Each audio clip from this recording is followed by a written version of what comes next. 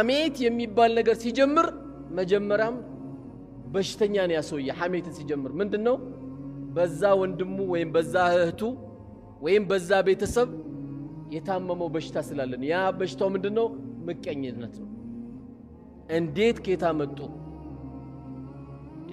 አንተ አላህ ለወንድም የሰጠው አንተ ጋር መጥቶ ካልኩሌተር ይዞ የሳም መስራት አለበት እንዴ አላህ ይጨምርለት ምን ጅማልት ያለበት ለዚህ ነው እኮ ማሻአላህ በሉ የተባለው አንተ አልহামዱሊላህ የማይበላ የማይጠጣ የማይሞት የማያንገላጃ ጌታ የሆነው አላህ እስልምናን የሰጠ ጌታ አልহামዱሊላህ በምን ይለካል ኒዕመተ الاسلام በምን ይለካል አውርተን ማንጨርሰው እኮ ጸጋ ያለበት ነው አውርተን ይሄ ቁጭ ብለን ሁላችንም አንድ ሽታ የለም አጠገባችን ለምን ሽታ ቢኖር እዚህ ቤት መግባት ስለማይችል ሹፍ አንድ ሽታ የለም ይሄን ጸጋ ነው የሰጠው ያለ ውዱ የተቀመጠ የለም ለምን ሰላቱ ስለሚበላሽበት ንጹህ ነው ማለት ነው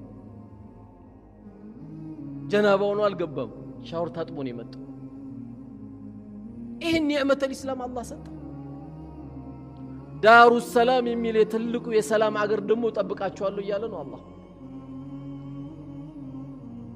በቀልቡ ላይ የጎመን ዘር የምታክል ላ ኢላሃ ኢላላህ ያለበት ሰው ጀሃነም እንኳን ከገባ አውጡት ነው የሚባለው ላ ኢላሃ ኢላላህ ራሱ እኮ ተስፋ ነው ተስፋ በእኛ ሰላት ባንገባ በአላህ ረህመት ግን እንገባለን እንከጅላለን ከጌታችን ይሄን ትልቅ ጸጋ ከሰጠ አልহামዱሊላህ ለምን አንተ ፈርማ አይደለም እስላምን አላህ ይሰጠ አላህ መርጦ ነው እስልምናን ይሰጠ ይሄንን ጸጋ ሲሰጠን በወንድሞቻችን ላይ መመቅኘት አናቆም አንዳንዴ እንትና ምን ሆነች ለምን ታመመች ተብሎ እኮ ከስራ ውጭ የሆኑ ሰዎች አሉ በመቀኛ ከዛም ከጠንቋይ ከዚህ ከአድባር ከዚህ ከቆሌ ከጅኒ ያርገው አስተብትበው አፍዝዘው አልጋ ላይ ጣሉት ሰው እኮ ስንት አለ አንድ ማህበረሰብ በሰላም እንዳይኖር ከሚያደርጉ አንዱ ጠንቋይ ነው በየመንደሩ ተደብቆ ይኖራል ሰዎች ሲያያቸው ሸኾች ይሏቸዋል አጭበርባሪ ሸኽ ትዳርን የበተነ ምን የመሰለ የሚሯሯጥ የነበረው ልጅ አፍዝዞ ያስቀመጠ በሚበላ ሰጠውት በሚጠጣ ሰጠውት በልብሱ ቋጥረውበት ስንቱን ከስራ ያወጣዋል ከማን ጋር ተባብሮ እዛ ሲሰራ የተበሳጨበት ጎረምሳ ለምቀኛው ያ ምቀኛ ጠንቋይ ቤት ሄዶ አሰርቶበት ነው ስንቱ ከስራ ይወጣል በርግጥም ላስፈራራ አይደለም የዚህ መድኃኒት ሰደቃ ነው የዚህ መድኃኒት ሰደቃ ነው አንተ ቶሎ ሸቀል ስታደርግ ቶሎ አቢሲኒያ አትሩጥ ቶሎ ዳሽን አትሩጥ አሮጊት ጋር ሩጥ የቲም ጋር ሩጥ ምስኪን ጋር ሩጥ እዛ ሄዳስ መዝግብ እናትን ደበቅ አርገ ስጣት አባትን የደበቅ አርገ ስጠው ሸቀል ስታደርግ ቶሎ ሰው የሚሮጠው ቶሎ በል በዚህ አካውንት አስገባልኝ አትበል ከዛች አካውንት በእጅ ደሞ አውጣ የሆኑ ሰዎች የደዘይራቸው አንተና አላህ ብቻ መታቃቸው ሄዳ አንኳክተ ብትችል ፊትን ሸፈነ ምክንያቱም ለነሱ መስጠት ኩራት አይደለም ስጦታ ነው ያ የተንሻፈፈች ጫማ ምትለብስ አሮጊት ካለች ያ የተንሻፈፈች ምንም ልብስ የሌላት አክስት ካለች ኃይለኛ ዝግ እንደዘጋ እሷ ጋሩት አክስትም እናትህ ናት ይህን ካረክ የዓለም ህዝብ ሁሉ ምቀኛ ሆኖ ጀማ በግሩፕ ቢመጡ ሰላማዊ ሰልፍ በአንተ ላይ ቢመጡ والله يقولوا إن الناس لو اجتمع على أن ينفعوك بشيء لم ينفعوك إلا بشيء قد كتب الله عليك يسول ልጆች ሁሉ አንተን ንጉዳ ብሎ ተሰባስበው ቢመጡብ አላህ ትጎዳለ ብሎ ካልጻፈ ማንንም አይጎዳ ማንንም አይጎዳ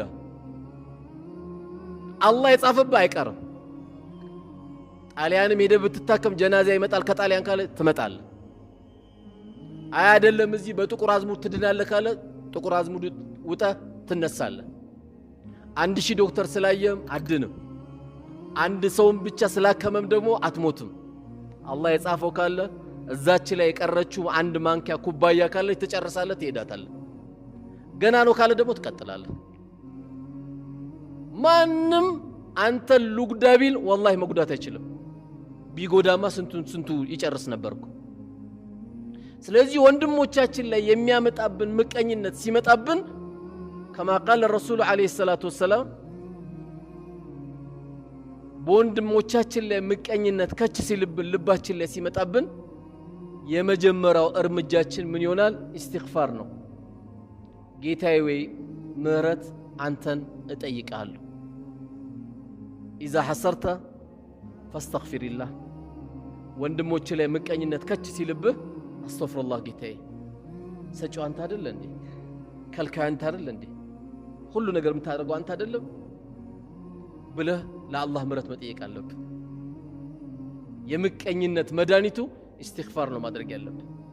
ስለዚህ ሙእሚን ትልቁ የስነ ምግባር መገለጫው ምንድነው ከተባለ ወንድሞቹ ባገኙት ነገር አይበሳጭም፣ ተደሳሽ ነው። በቃ ለምን ወንድም ባያገኝ ኖር የመስጊድ እኮ አይሰራም ነበር። ከየት መጣ? ወንድም እኮ ስላገኘ ነው። ወንድም ስላገኛል እንዴ ምንጣፍ ያገኘው?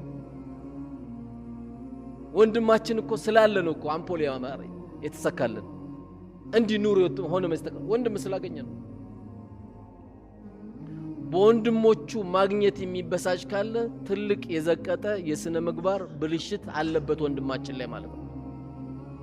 ስለዚህ የዛሬው ትልቁ ርዕሳችን ሰዎች ወሬ ያቀባብላሉ፣ ሐሜትን ይጨምራሉ፣ ውስጣቸው ግን ምቀኝነትን ይዘው ነው። በወንድሞቻችን ላይ መመቅኘት የለብንም።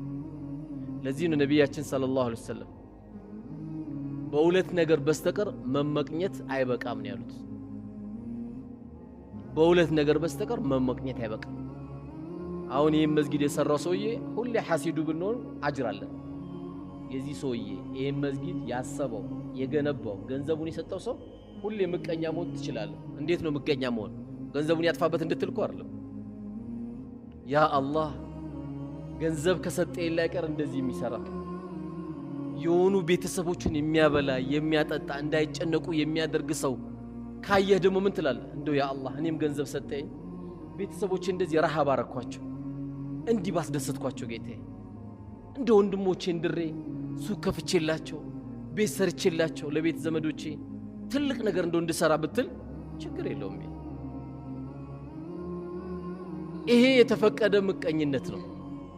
ምቀኝነቱ ግን ምንድነው? እኛንም አላህ የዛ ጸጋ ባለቤት እንዲያደርገን ነው እንጂ ያ ሰው እንዲጠፋ አይደለም። መልካም ነገር ሲሰራ በኸይር ነገር ሁሉ ያመልጠው። ያው በኢትዮጵያ ዳዋ መልካም ነገር የሚመርጣቸው ጥቂት ሰዎች ናቸው። ገንዘብ በደንብ አለ፣ የሚመርጣቸው ግን ከ105% አይሞሉም። ለሾና ለፉከራ ሚሊዮን ብር ሲያወጡ ታያቸዋል። ለመስጊድ ሲባል ያንቋቸዋል። ወንድም ታመመ ያንቋል። እንኳን ገንዘቡ ሊያወጣ ወንድሙ ታሞ ቢዚ ነኝ ነው የሚለው። አልዘየርከውም? ወላሂ ቢዚ ነኝ ይላል። ለወንድሙ ቢዚ የሚሆን ሰው አለ። ሄዶ አሸታ አድርጎት አክም ቤት ወስዶ ትሪት አድርጎት ማድረግ ሲገባው ለመዘየር የሚቸገር አለ። ቢዚ ነኝ ይላል።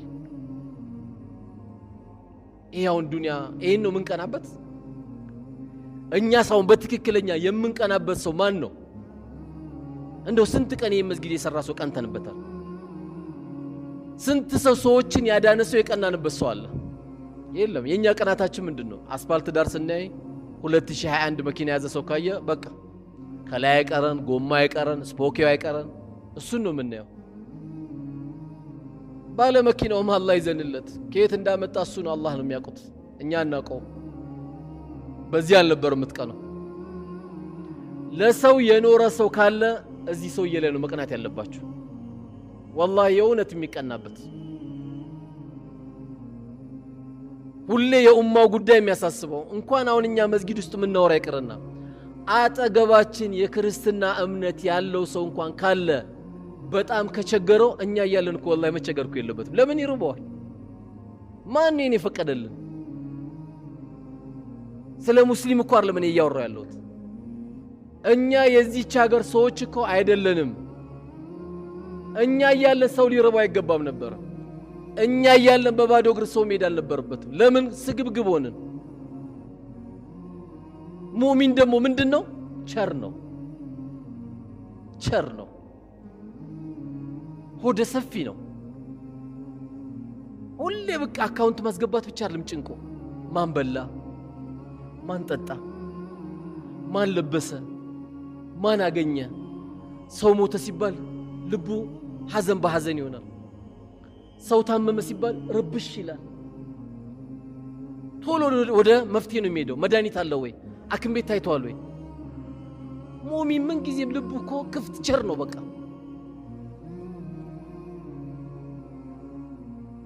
እንኳን ሞተ በቃ ማታ ለቅሶ ደርሳለሁ የሚል አይደለም። ያነባል።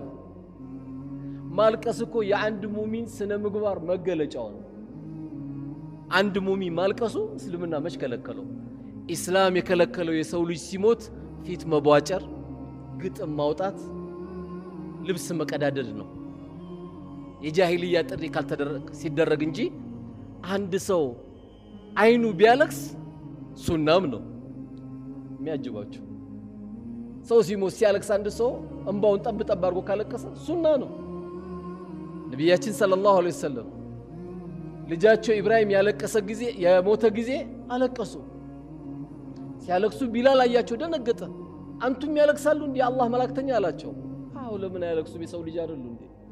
ቁል ኢነማ አነ በሸሩ ሚስሉኩም ዩሓ ኢለየ አነማ ኢላሁኩም ኢላሁ ዋሂድ። እኔ እንደናንተ ሰው ነኝ በላቸው። ለየት የሚያደርገኝ ከናንተ ወሒ ስለሚወርድልኝ ነው አሉ እሳቸው። አዎ አሉት። ከዛ ምን አሉት? ይህን ሐዲስ ነገሩት ለቢላል። አልዐይኑ ተድማ ወልቀልቡ ያሕዘን ወኢና ሊፊራቂከ ያ ኢብራሂም ለመሕዙኑን አሉ። አይን ታለቅሳለች፣ ልብ ትተክዛለች። ልጄ ኢብራሂም ጋር በመለያየቴ አዝኛለሁ አሉ።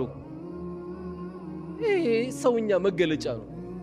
አንዳንዱ ራሱ እንባ እምቢ ሲለው ለምን ታለቅሳለህ ብሎ ካንተ ጋር ሊጣላ ይመጣል። እሱ እኮ እንባ እምቢ ብሎት ነው። ረህመት ኬት ይምጣል፣ ተዝነት ኬት ይምጣል። አለመደም። በሁሉም ነገር ላይ ድርቅርቅ የሚል ነገር ባህሪ ያለው። እንባ ማፍሰስ ሱና ነው። አንዳንዱ ደግሞ የማይመጣለት አለ። ያዝናል ግን እንባ። ይሄ እንግዲህ ምንም ማድረግ አልችልም።